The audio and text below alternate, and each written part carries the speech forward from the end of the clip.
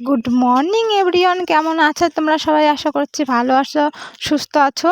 তো আজকে যে আমি সকালবেলা উঠেই কুটুসকে খাইয়ে দাইয়ে রেডি করে থুয়ে এসেছি বাড়িতে মায়ের কাছে।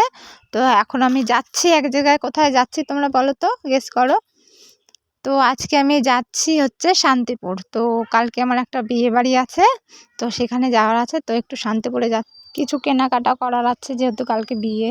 যে স্টেশনে এসেছি, ট্রেনে বসে পড়েছি। তারপরে কিছুটা অপেক্ষা করার পর বসে বসে তো রানাঘাটে পৌঁছানোর পর, আর এই দেখো আমার বরমশাই দৌড়ে দৌড়ে আসছে। তার কারণ হচ্ছে মানে রানাঘাট থেকে ও ট্রেনে উঠেছিল, তো এক জায়গায় কাজ করাচ্ছিল, সেই কাজটা মিটিয়ে তো এসছিল।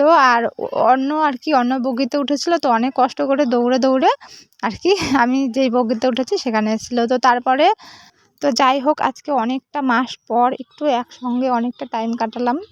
তো যাই হোক, স্টেশনে চলে এসেছি শান্তিপুরে। তো ট্রেনের থেকে নেমে বাস সাইডে, মানে স্টেশনের বিপরীতের বাস সাইডে একটা বড় মাঠ আছে, এখানে হাট বসে।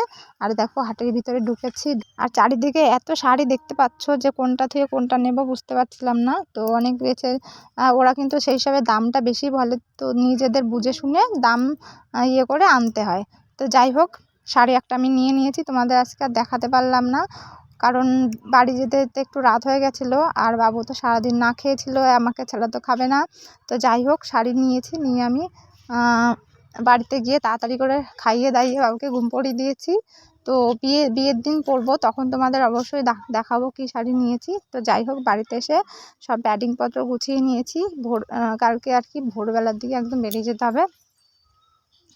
আর সবাই ঘুমিয়ে পড়েছে। আমি এই যে 12টা-1টা পর্যন্ত বসে বসে মেহেন্দি করেছি, আবার সকালবেলা উঠতে হবে। তো আজকের ভিডিওটা এইটুকু, দেখা হবে নেক্সট ভিডিওতে।